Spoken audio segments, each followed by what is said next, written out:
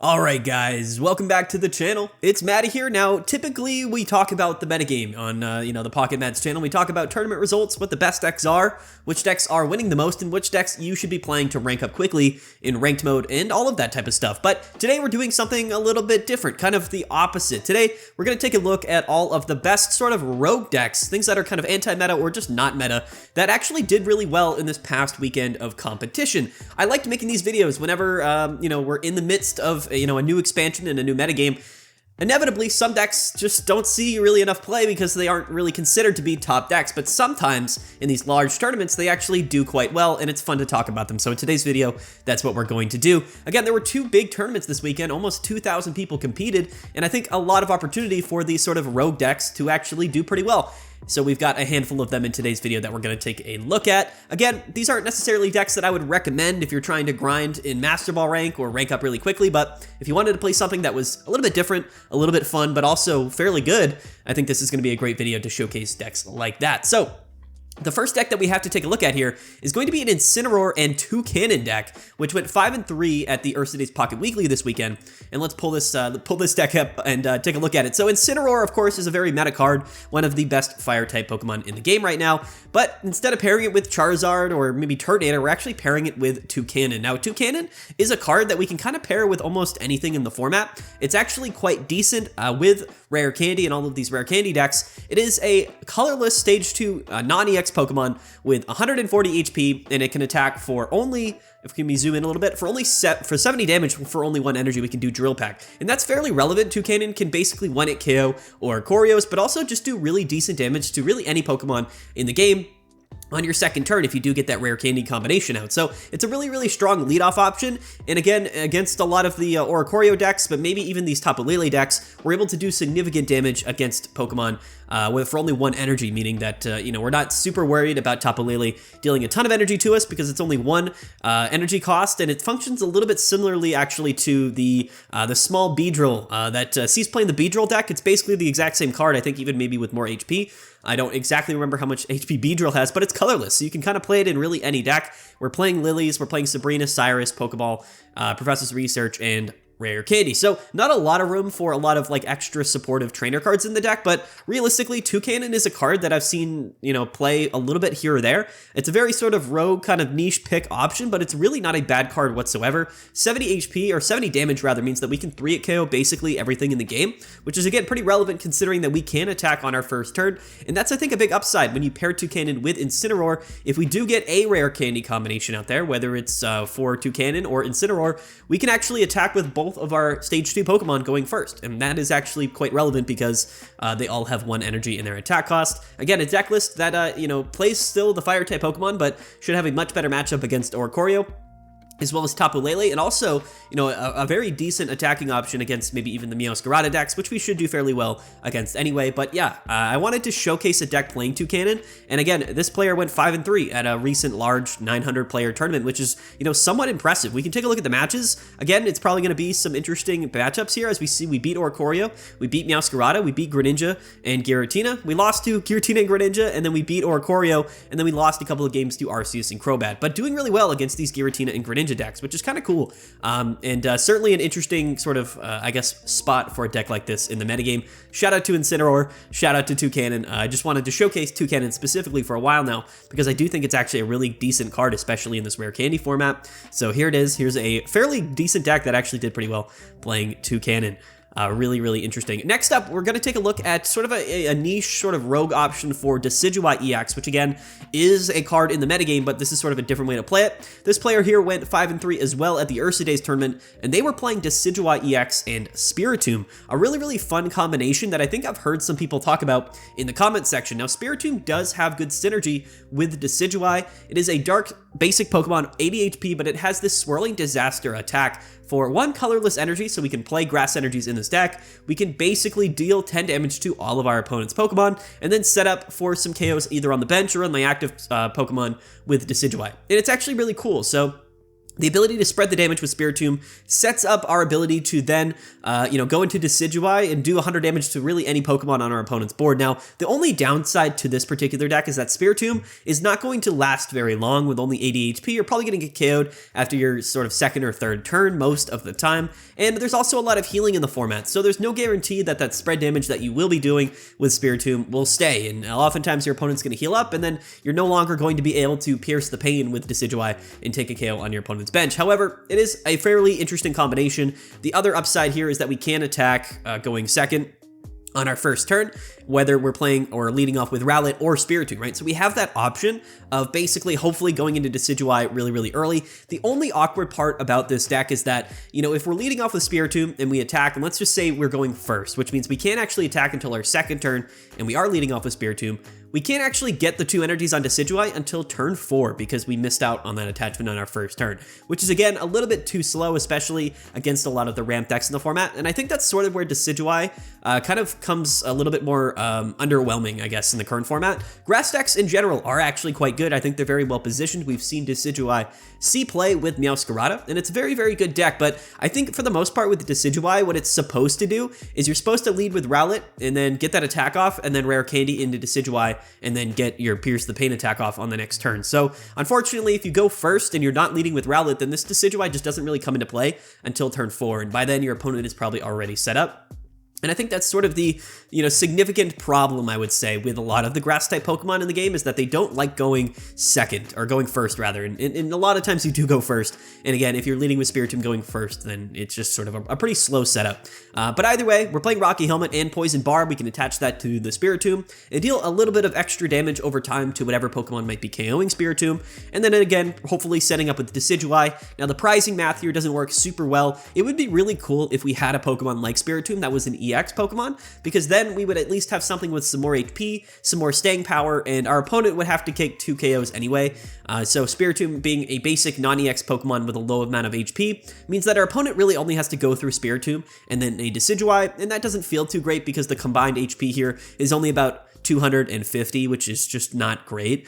We are playing Leaf Cape, but again, it's pretty easy for our opponent to go through those 2 Pokemon, even with the Lily and the Ericas. But I know some people have been talking about this, and again, it did go 5-3.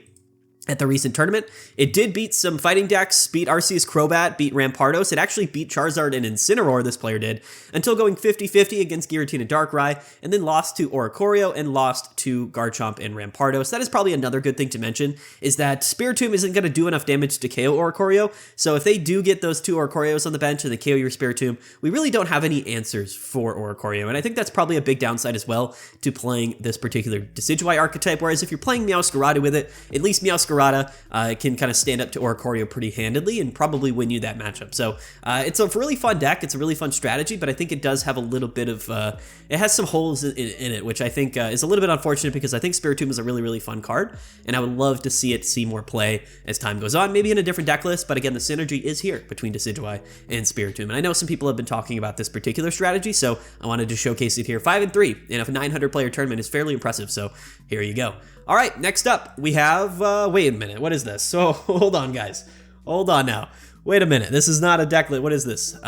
Watch time from subscribers. As it would turn out, about 80% of all of you guys who are watching my videos are not subscribed. So what's up with that? You guys should hit that subscribe button. I had to throw it in here. Just go ahead, just check and see if you're subscribed, and if you are, or if you're not, go and hit that subscribe button. It would mean a lot to me. It would support the channel, so consider it. And again, a lot of you guys who watch my videos aren't subscribed, so go ahead and do that. Okay, all right. Sorry about that. We had to throw that in there. Okay, I'm still sick, by the way. All right, next up, we've got something that's kind of a meme, but again, did go 5-3 at the Ursa Days Pocket Weekly this weekend. Really funny list. This is Meowscarada with Alolan Exeggutor. Some of you might not even know what this card is. I honestly didn't know what this card did until I saw this deck list. Let's take a look at the list here. So this is just going to be Meowscarada, but we are playing 2 Execute and 2 Alolan Exeggutor. So if you don't know what this card does, if for 3 energies, it's got 150 HP, by the way, as a Stage 1 non-EX Pokemon, which is actually quite high, a lot of HP, and it does 150 damage for 3 energies. However, you have to flip a coin, and if you flip tails, you do nothing. Now, this is interesting because this card is actually fairly decent. Now, we don't really have a way to, like, accelerate energies to this particular Pokemon. I believe we are playing the Hold on, we gotta go back to the deck list. We are playing the Growth Spurt Exeggutor, so if we are going second and we lead with Exeggutor, we can technically get this attack off on our second turn, which is pretty funny. It's a very interesting strategy. In fact, it's something that I would love to try myself. Maybe not in ranked ladder, but 150 damage is crazy on your second turn with a Pokemon with 150 HP. That's only worth 1 point. So it's kind of funny. Now, unfortunately, if you flip tails, you do nothing and then you're gonna lose. But sometimes we flip heads back to back and maybe we just absolutely steamroll our opponent. It actually seems really funny. With Leaf Cape, Alolan Exeggutor comes up to 180 HP, which is absolutely hilarious. Now, I would love to ask the player of this deck if Alolan Exeggutor really did kind of put in work here. Again, it doesn't seem something that would be that consistent for sure. Again, I would assume that this deck list got sort of carried by the Meowscarada situation here, because Meowscarada is a very, very good deck and it's well positioned in a lot of scenarios, but definitely interesting to see if that Alolan Exeggutor did allow them to win some games. Pretty funny. Again, this is, I don't know exactly how well this deck will perform. It's not something that I've played myself. And again, I am assuming that the Meowscarada line probably did carry this deck list in his performances, but let's go ahead and take a look at its matches and see kind of what went down. He actually rattled off 4 wins in a row against Greninja Oricorio, Garchomp, and then Giratina and Darkrai. Again, probably assuming Meowscarada might have carried the load there. Meowscarada has good matchups against all of this, but unfortunately, he also beat another Oricorio, but went 0-3 against these Arceus and Crobat decks. And that's probably to be expected, to be fair. Arceus Crobat is certainly really, really good. It's got great pace, and unfortunately, the combined damage between Carnivine and Crobat is really just enough to outpace Meowscarada, especially since Meowscarada only does 60 damage to non-EX Pokemon. So the combined damage of Carnivine and Arceus in that matchup probably doesn't feel too great when you're playing Meowscarada, so maybe a bit unfortunate that this player, kind of hit those 3 Arceus and Crobat decks and went 0-3, but yeah, I mean, it's Meowscarada. Again, I would love to maybe hear from this player and see, maybe they're watching this video, who knows, but I would love to see how much work Alolan Exeggutor actually ended up putting in, because again, if you are going second, you can lead with Execute, you can Growth Spurt, go up to 2 energies, and then on your second turn, evolve, attach that 3rd energy, and just start swinging with Tropical Hammer, and that does sound really, really funny. So anyway, here it is. Here's a pretty kind of a funny kind of meme version of Meowscarada that again went 5-3 in the tournament. So I wanted to go ahead and mention it. That's what this video is all about. Sometimes in tournaments people bring stuff that's not really considered meta. Again, these rogue decks that actually end up doing pretty good. So it's pretty fun to watch for sure. Let's go ahead to the next deck list, which is one that I'm actually pretty excited to talk about. This player here playing Mimikyu and Tapu Lele with Oricorio and Farfetch'd, they went 6-2 at the Today's Pocket Weekly. Again, this weekend, 900 players. Going 6-2 is fairly impressive here. And let's take a look. So I think he just missed out on Top Cut, which is, again, pretty crazy. Let's take a look at his matches, and we'll just see. So he beat Charizard Incineroar, beat Arceus Crobat, lost to Oricorio Greninja, beat Garchomp, beat Darktina, beat Greninja and Giratina, and then lost to Greninja Giratina, and then also beat Fire as well. So it's actually interesting.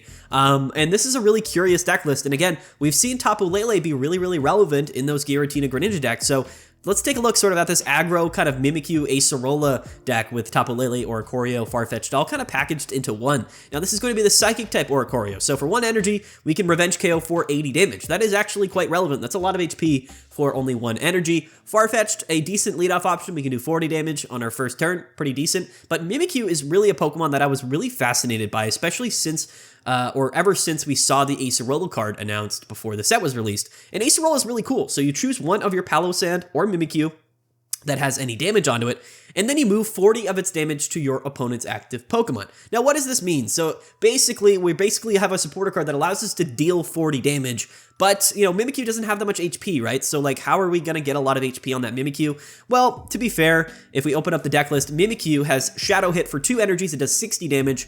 However, it does 20 damage to one of your Pokemon. So as long as we're doing that 20 damage either to ourself on our Mimikyu or another Mimikyu on our bench, then we can kind of, stack up that damage and then just sort of do that 40 additional damage with Acerola. And if we are going second, Mimikyu is actually a fairly decent option against a lot of these ramp decks. Also, things like Tapu Lele are doing 40 damage to us, right? So in the matchup against Tapu Lele or maybe Oricorio, where we're able to live a hit, we can go ahead, Shadow Hit for 60 damage, but also on that turn, deal the 40 damage back that our opponent played. So I believe Acerola also heals, is that correct? I think it also heals. Yeah, so you basically heal 40 damage from your Mimikyu while dealing 40 damage back. So this is a really interesting sort of counter meta deck, or sort of an anti-meta deck towards the Tapu Lele and Oricorio, the lightning type Oricorio matchups, which I think is actually really interesting. And again, Giant Cape, we can attach that to Mimikyu, or I guess any of our Pokemon, to give them a little bit of extra HP, which is pretty relevant. So again, depending on the matchups that you hit, it's actually a fairly decent strategy, and I think a lot of people are kind of forced maybe not to attack you unless they're one at KOing you. But again, Tapu Lele is also a really strong option against Giratina Darkrai. So there's a lot of scenarios where this deck is actually pretty good. A lot of those Greninja decks as well like to kind of deal that chip damage and kind of whittle down your Pokemon on the bench. If they're targeting anything that's not Mimikyu or is Mimikyu, then they're actually forced not to target Mimikyu, because then you can play Acerola. And again, healing 40 while dealing 40 is actually pretty relevant. So it's a really, really fun deck list that's very fast-paced, very aggressive, but actually particularly strong against a variety of kind of meta options right now. This is a really interesting anti-meta deck that, again, not something I've play-tested a ton myself, but something that I think is actually really interesting, and something I really kind of hoped for when Acerola was announced, that Mimikyu would be a really good option. Unfortunately, I don't know how strong Mimikyu is, but as we've seen, as this player showcased in this particular video, that Tapu Lele and Oricorio are all really good cards, so this entire kind of aggro single prize psychic package is actually pretty interesting, and I think it's kind of something worth considering. So I really like it, and again, it went 6-2 in the tournament, and again, if we go back to the matchups, it basically beat everything other than in one Oricorio matchup and the one Giratina and Greninja matchup. So kind of doing pretty good, beating Garchomp, beating Arceus Crobat, beating Charizard twice actually. So pretty interesting, and I guess kind of impressive performances from a deck list like this. This is the kind of the deck that inspired me to make this video, so I wanted to spend some time and really showcase this because I think it's really fun. So I would love, and I'm saying this realistically, I would love if Pokemon Pocket were to give us maybe an alternate format, maybe even for ranked mode or not, just like a non-EX Pokemon format. That would be really, really fun to test a lot of decks that aren't necessarily considered like top of the meta that we see every week. So decks like this are really interesting to me, and I would love more of an opportunity to play something like this. But again, the kind of rise of Tapu Lele and how good it is against some of the top meta decks really does kind of open up this strategy to me, and I think that it is actually something that we should probably take a look at a little bit more closely. So it's a rogue deck for now, but maybe it will end up kind of finding its way into the metagame to some degree. It would be really interesting to see more people play this deck and see how they perform. All right. Next up, we've got Blastoise. People ask about Blastoise really all of the time. This player here went 5-3 at the Ursa Days tournament, and this is just a very simple Blastoise and Manaphy deck. Now, Blastoise is certainly a deck that I think, let's take a look at the matches real quick. So we see Beat Fire, lost to Giratina Greninja, which again, it's going to lose. This deck is going to probably lose most of the time against Oricorio, although it did win here against Oricorio at the end. Lost against Arceus Crobat and lost a couple of times against Giratina and Greninja, which is interesting, but 5-3 is pretty decent, I'm not gonna lie. Let's take a look at the deck list. Blastoise is not a bad Pokemon by any stretch of the imagination. The whole idea here, we're not even playing Misties. Realistically, the entire idea with this deck is that if Blastoise does get set up and we get all of those energies on Blastoise, we kind of are able to steamroll basically everything that sees play in the format. 160 with Blastoise is enough to KO basically all of those Pokemon that sees play, maybe other than a couple of like EX Stage 2 Pokemon, but a Fire-type Pokemon like Charizard and Incineroar do actually get KO'd without Giant Cape because of hitting for weakness. We're actually doing 180, so 160 is a little bit awkward against things like maybe Decidueye, or maybe against things like Garchomp, where we're not hitting for weakness, but we are playing one copy of Red in the deck, so that's something to keep in mind as well. Lots of healing with the Iridas and the Lele. We also have Big Malasada, which is pretty funny, just sort of kind of like it's basically like Potion, but he heals a status effect as well. Giant Cape, Rare Candies. So, I mean, I think this is a really kind of basic sort of bare bones Blastoise deck, but I know some people really do ask about Blastoise, and it's such an interesting card because week after week, format after format, metagame after metagame, Blastoise does seem like a deck that always has the potential to be pretty decent, but for whatever the reason, people just don't really gravitate towards it that much. But every week and every metagame, people ask me, oh, is Blastoise good now? Is Blastoise a good option? And it really isn't a bad option whatsoever. It's just not something that I see people choose to play really ever. But it always ends up kind of popping up here or there and doing pretty well in these tournaments. So here it is. Here's sort of a new Blastoise with a rare candy. Again, it's benefited from rare candy. We can kind of cut the middle evolution War Turtle, and then we can kind of play some extra supporter cards.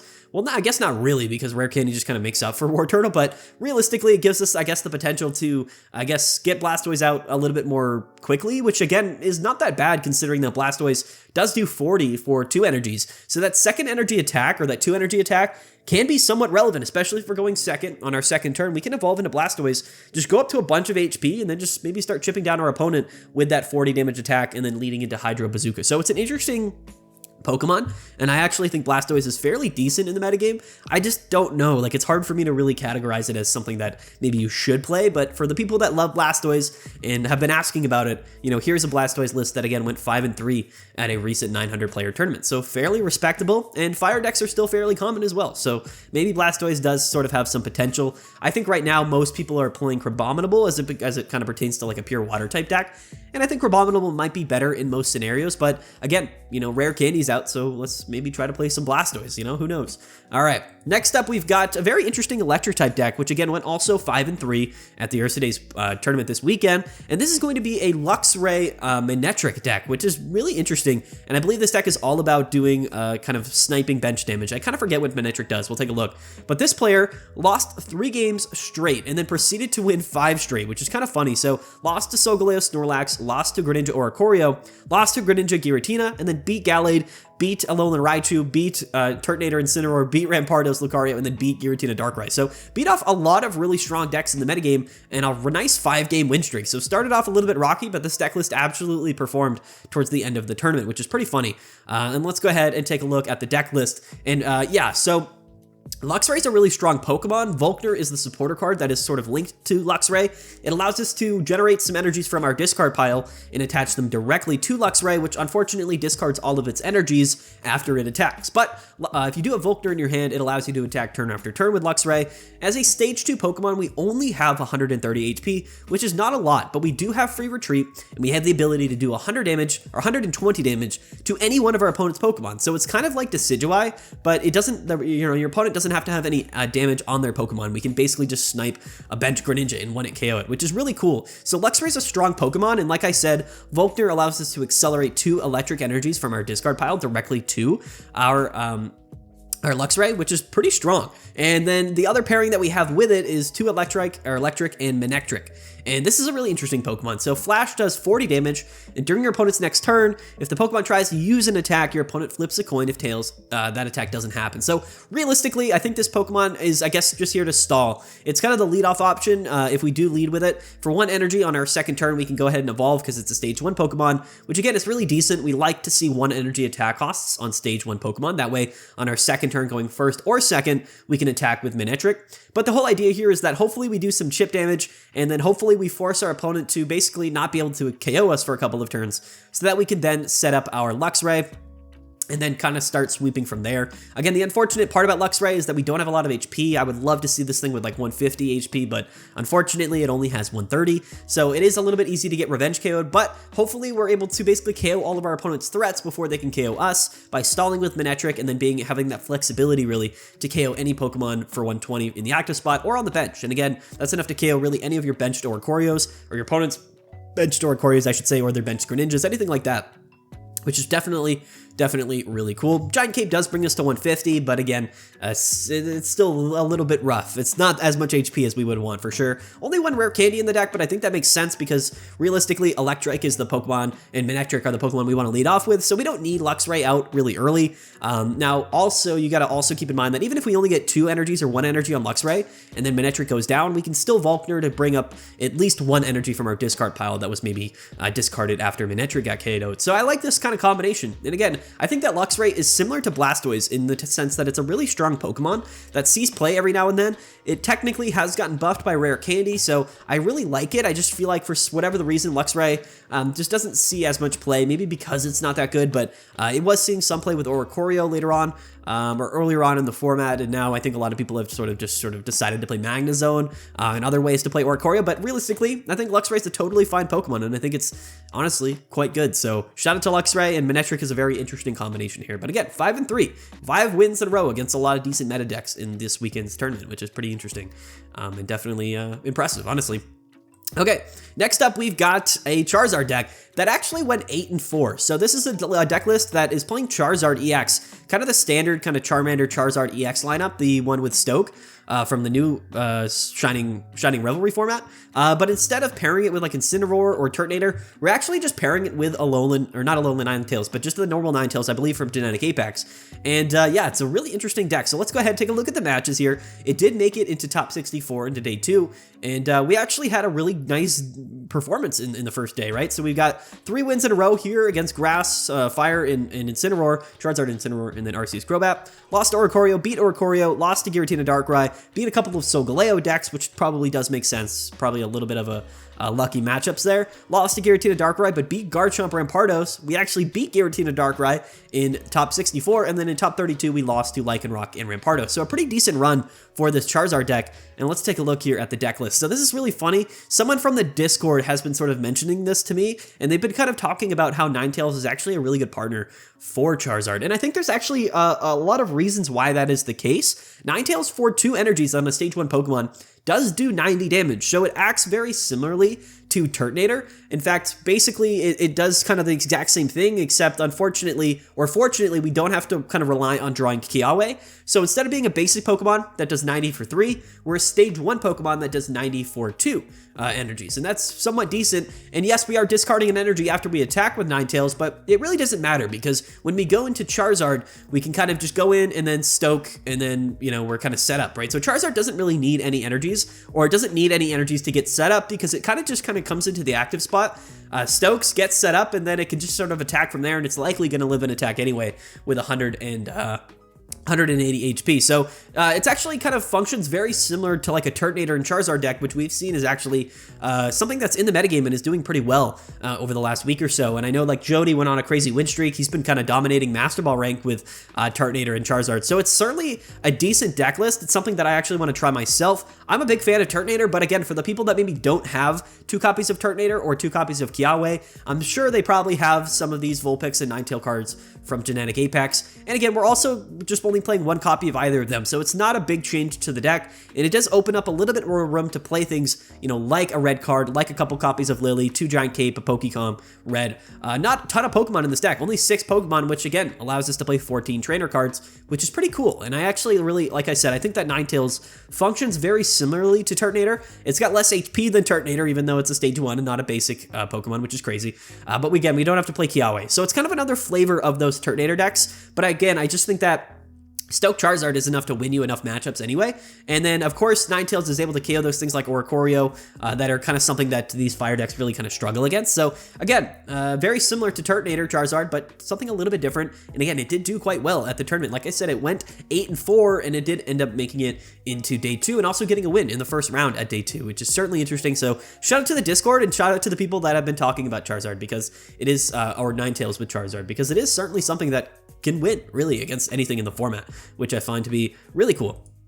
All right, lastly, we have this player here, which went 8-3 playing Togekiss at the Godsley tournament. So I think we've talked about this, and Togekiss has made its way onto our tier list back-to-back weeks, because it's kind of just been around. I think that Rare Candy kind of made Togekiss good enough to where it sees enough play and it actually wins enough. So again, one of those great examples of a deck that is really on the fringe sort of metagame that realistically is a lot better than some people might give it credit for. And let's take a look here at the matches here. Again, went 8-3. Great day 1, actually. So what is this? 8-2 in day 1, and then lost our first round, unfortunately, against Giratina Darkrai in top 64. But a phenomenal day 1, beating a ton of meta decks, beating Decidueye, beating Darktina, losing to Solgaleo, but beating Arceus, beating Darktina, beating Arceus, beating a couple of Greninja Oricorio decks, and then beating Incineroar, unfortunately then losing the last 2 games here against Giratina Greninja and Giratina EX and Darkrai EX. So really dominant performance realistically from Togekiss, and I'm not surprised. This is a deck that can beat really anything in the format. So again, when we talk about sort of fringe, sort of rogue decks, things are sort of outside of the metagame, this is one of the better options. And again, that's what this video is all about, showcasing decks that aren't necessarily in the metagame, but are kind of good enough to be in the metagame. It's just things that people don't really play.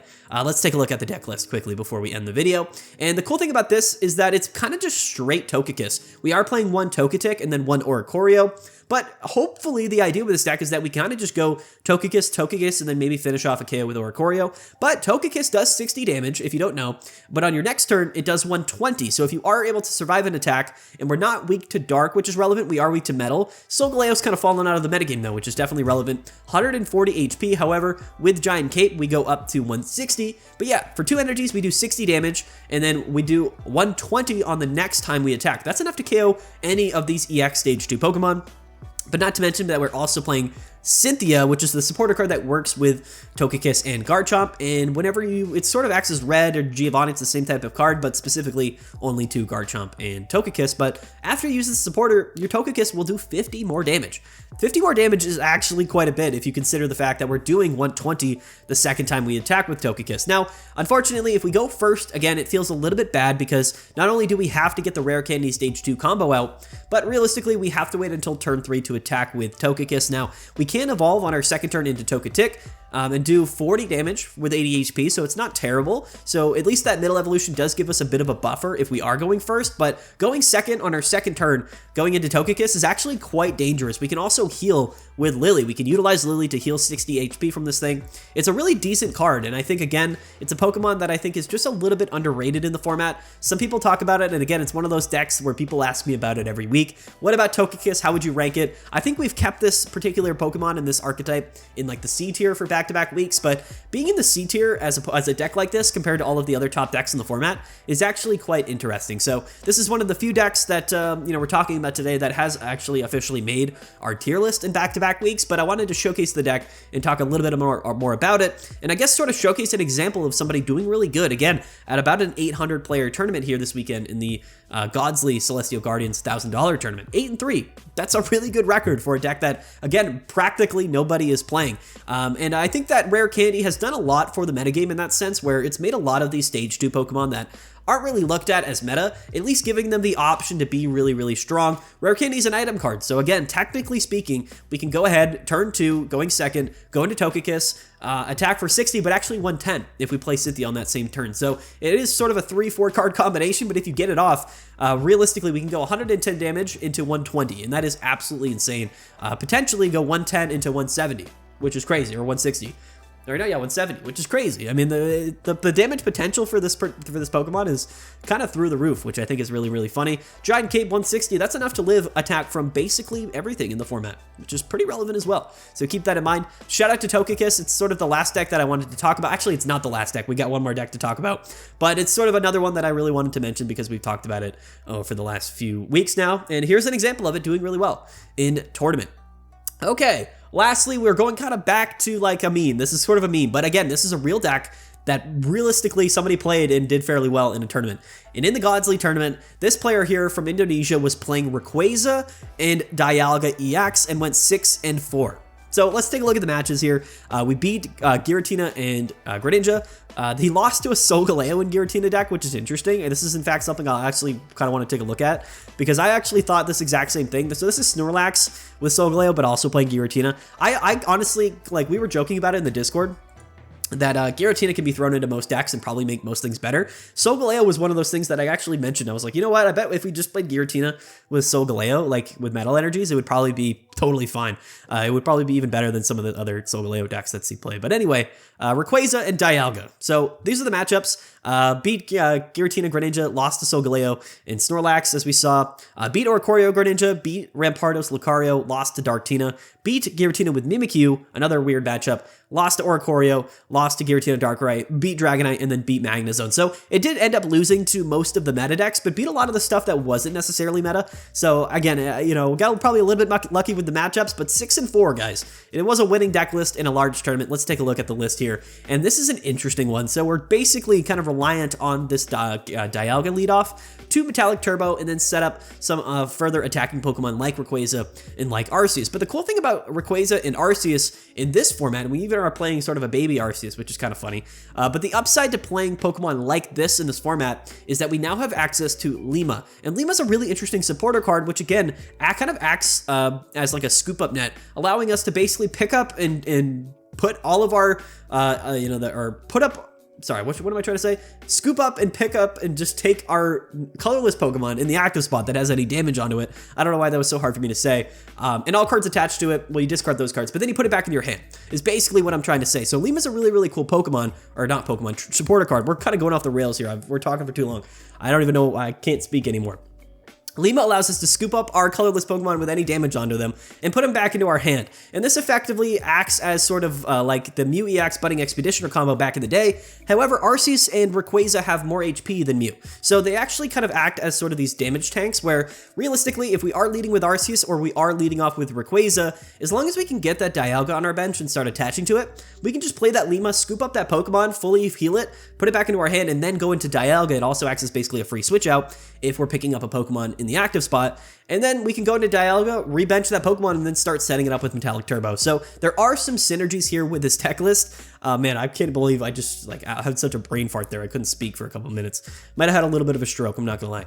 But yeah, it's really fun. So, Rayquaza is a Pokemon that I think a lot of people asked about. It was a recent promo card that, and if you don't know what Rayquaza does, for 4 colorless energies, it does Draco Meteor. It's sort of similar to Dragonite in the sense that you choose 4 random Pokemon 4 times, and then you do 40 damage for each one that you select. Now, it's not a great attack, but it is a card that can technically KO things on the bench. It's a little bit unreliable, but when you pair it with things like Arceus, which is a very reliable attacker, and then Dialga EX, which again can do a lot of chip damage to a variety of your opponent's Pokemon, has a lot of HP, then we're kind of setting up for maybe some kind of cheeky KOs. This again is probably a deck that I would not consider playing. I just don't necessarily think it's super meta, but it did go 6-4, so I wanted to mention it in today's video, and I wanted to showcase it because I thought it was just a really interesting deck. And again, I think there's some hidden potential with some of these colorless EX Pokemon, like Rayquaza, like Arceus, that can utilize Lima.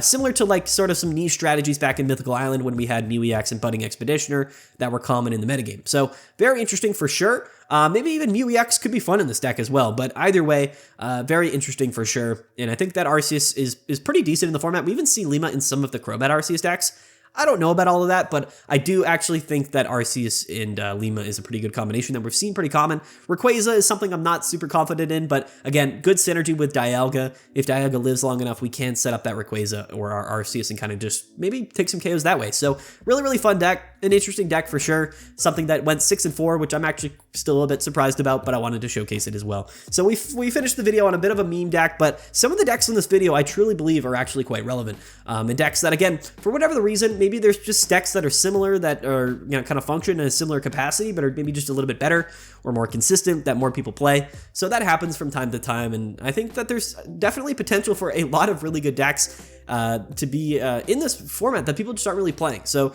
I always like to make videos like this at least once or twice during a metagame to kind of showcase the decks that aren't necessarily meta and aren't necessarily seeing a ton of play, but are still good decks and that perform well in these large tournaments from time to time. So a really, really fun particular video today that I wanted to make. Hopefully you guys enjoy it. These were sort of some really high-performing winning rogue decks that were pretty interesting and fun to talk about. So comment below what you think of any of these decks, what you think of a video like this. Do you like when I make videos like this? Like I said, it's fun to kind of take a break sometimes of the top of the metagame and talking about things that are super meta and super strategic. It's fun sometimes to just talk about things that are a little bit different and a little bit out of the normal. That's what this video is all about. All right, guys, let's wrap it up here. Don't forget to like and subscribe. Please stay tuned. We've got a bunch of stuff coming in the future. I don't know if I'm going to be able to live stream this weekend, but we should have some Master Ball gameplay coming for different decks in the upcoming days, so stay tuned for all of that. Should be pretty fun. And yeah, let's get out of here, guys. Peace out. Have a good one. We'll see you guys later. And yeah, bye.